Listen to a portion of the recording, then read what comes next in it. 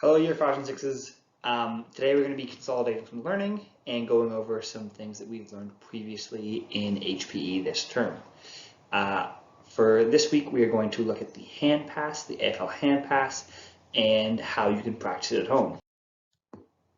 Now, our learning intention is to practice the skill of an AFL Handpass, something that we've previously learned, and to use creative problem solving to find a substitute for an AFL ball. Most of you, like myself, would not have an AFL ball at home, so we're going to use some problem solving, which we've talked about, to solve that problem in a creative way. And as we go through the slideshow, you'll see different creative ways that I have solved the problem. I'm, however, looking for you to solve the problem in your own way as well. Your success criteria to be successful today, you need to find and create something you can use to hand pass to a partner or to a wall if you don't have a partner.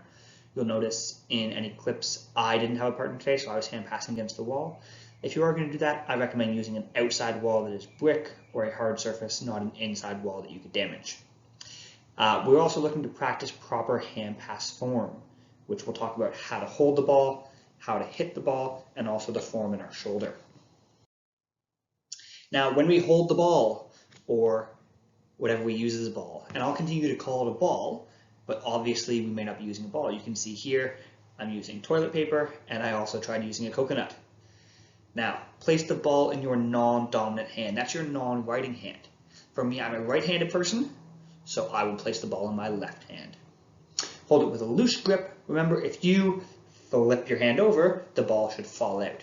You should not be gripping the ball with your fingers. It should just be loose on there like a platform. And finally, keep the ball, or whatever you're using, with a slight upward angle. That will allow it to travel out of your hand properly and not fall down towards the ground. As we hit the ball, remember to make a fist when you hit the ball, and we're going to be hitting with our first knuckle. So make that fist, find your first knuckle, and then slide along that bone to the next knuckle, on that same finger, which is my index finger, between the two big knuckles. That's where I should be hitting it with, between the two big knuckles. And you can see that on the picture here. Remember, keep your elbow bent the entire time. The force comes from your shoulder swinging back and forth. The angle on my elbow should stay the same at all times. I really should not have worn a dark shirt for this video. That's okay. Righto, kids, it is now time to actually play some AFL and do some hand passes. So find a safe spot, and if you have a partner, find a partner. Again, if not, just find a wall to go against or a target to hit to. Remember, don't do it inside where you could damage the walls. Try and do it outside on a harder wall if possible. If not, just find a softer ball to use. If you have someone at home who doesn't know how to play AFL, but who is at home and can help you, this is your opportunity to be the expert in the field, to solve that problem, and to teach them how to play AFL with you.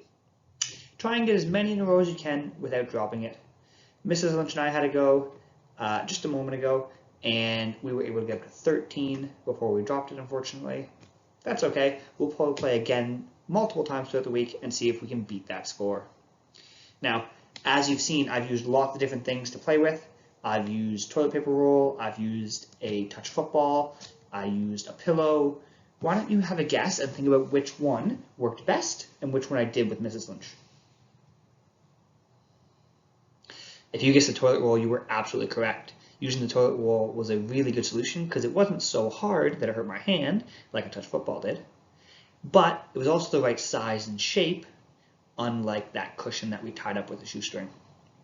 So get creative, have fun, practice that skill we've learned before, stay home and stay safe.